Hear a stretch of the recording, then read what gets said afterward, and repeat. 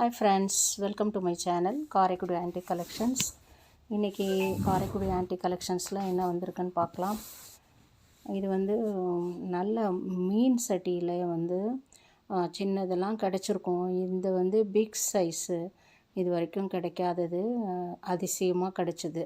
Rare product, இது மாதிரி piece கிடைக்காது. கடைக்காரரே சொன்னார், எப்படி இதை எடுத்தீங்கன்னு தெரில அப்படின்னாரு. கண்ணில் பட்டுச்சு, எடுத்தேன்னே. இந்த பிளேட்டும் நம்ம மாவிளக்கு அதெல்லாம் கோயிலில் பிணையிறதுக்காகவோ, இல்லை நம்ம மாலை அந்த மாதிரி தேங்காய் பழம் வச்சு சாமிக்கு வைக்கிறதுக்காகவோ, இல்லை வீட்டில் நம்ம காய வைக்கிறதுக்கு சலிக்கிறதுக்கெல்லாம் யூஸ் பண்ணிக்கலாம். விளக்கு நல்லா இது எல்லாமே ஆன்டிக் கலெக்ஷன்ஸ் தான்.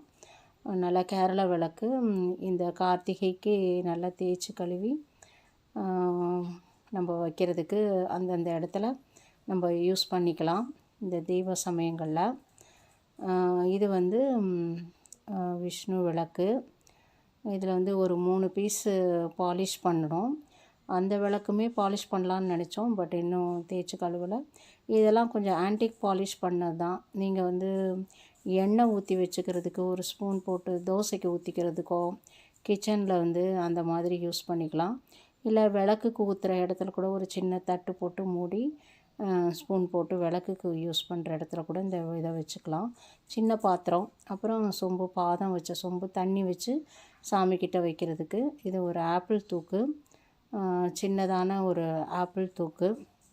இப்போல்லாம் ஆப்பிள் தூக்கு வரதில்லை. அதனால் இதில் எதுவும் உங்களுக்கு ப்ராடக்ட் பிடிச்சிருந்தா ஸ்க்ரீன்ஷாட் எடுத்து வாட்ஸ்அப்பில் ஷேர் பண்ணுங்கள். அடுத்தது சின்னதாக இந்த பொங்கப்பானை மாதிரி சின்னதாக இருக்குது. பெரிய பொங்கப்பானை இருக்குது, அது நாளை கழித்து வீடியோவில் காமிக்கிறோம். இது இதுக்கு தேவையான மூடி கூட கையில் இருக்குது. இது பால் காய்ச்சறதுக்கு அது மாதிரி யூஸ் பண்ணிக்கலாம். பாயாசம் வைக்கிறதுக்கு வச்சுக்கலாம். அது கூட லிட்டு போட்டிருக்கேன். இப்போது லிட்டுக்கு தனி ரேட்டு தாங்க. ஏன்னா அப்படி தான் நம்ம காசு கொடுத்து வாங்குகிறோம். தனியாக மூடியாக புதுசாக அன்யூஸ்டு பீஸாக இருந்ததுனால நான் கொஞ்சம் வாங்கினேன். மூடி கிடைக்கிறதுலாம் கொஞ்சம் கஷ்டம். அதனால் முன்னாடி கலெக்ட் பண்ணி வச்சுருந்தது தான். இப்போ அதுக்கு தகுந்தபடி பேர் பண்ணியிருக்கேன்.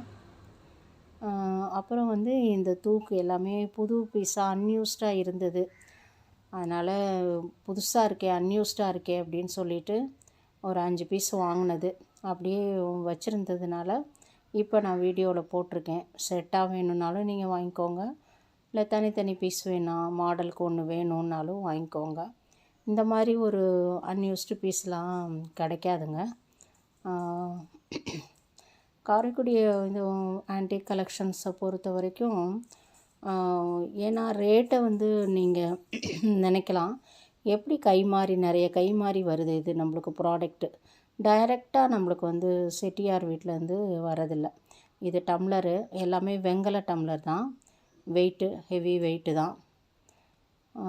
அதனால் டம்ளர்ஸ்க்கும் கலெக்ஷன்ஸு நான் அப்பப்போ கொஞ்சம் வாங்கினது எல்லாம் மொத்தமாக கலெக்ட் பண்ணதை நான் இப்போ போட்டிருக்கேன். ஆன்டிக் பீஸை இது பொறுத்த வரைக்கும் ஒரு 100 பேர் இருப்பாங்க. லைனில் போய் செட்டியார் வீட்டுக்கு அவங்க தான் போவாங்க. இந்த லிட்டுக்கு மூடியும் போட்டிருக்கேன். அவங்க போய் வாங்கிட்டு அடுத்தது கடைக்கு சப்ளை பண்ணுவாங்க. ஸோ அவங்க டைரெக்டு செட்டியார் வீட்டில் வாங்குறவங்க ஒரு ரேட்டு ஹையர் ரேட்டு, அவங்களுக்கு ஒரு மார்ஜின் இருக்க மாதிரி தான் கடையில் கொடுப்பாங்க.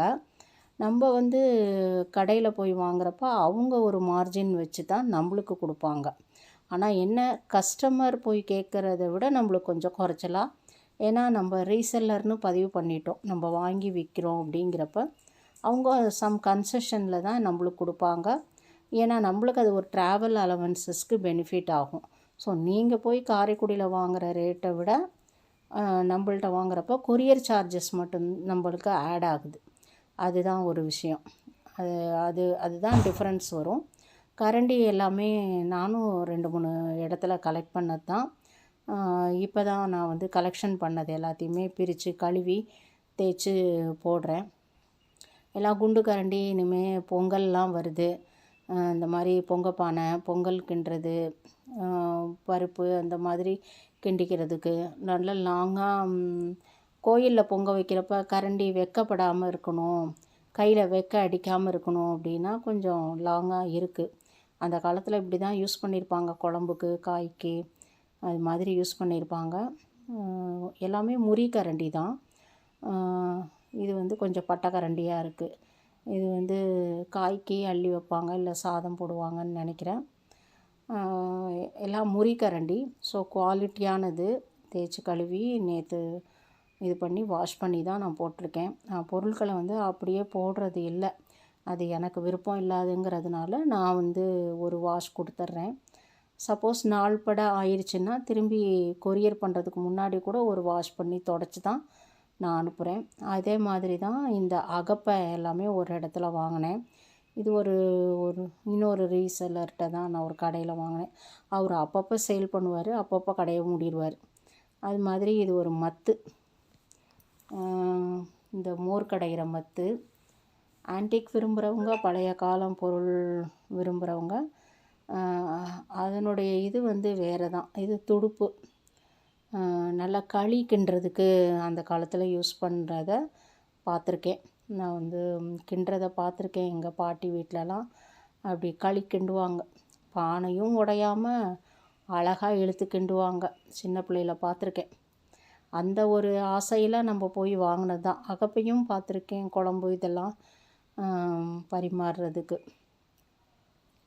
அடுத்த ப்ராடக்ட்டு இந்த மாதிரி வந்து இதெல்லாம் வேணும்னா சொல்லுங்கள். கரண்டி வாங்குறதோடு பேக் பண்ணி நம்மளால் அனுப்புறதுக்கு முடியாதுங்கிறதுனால கொஞ்சம் ரீட்டைன் பண்ணி வச்சுருந்தேன்.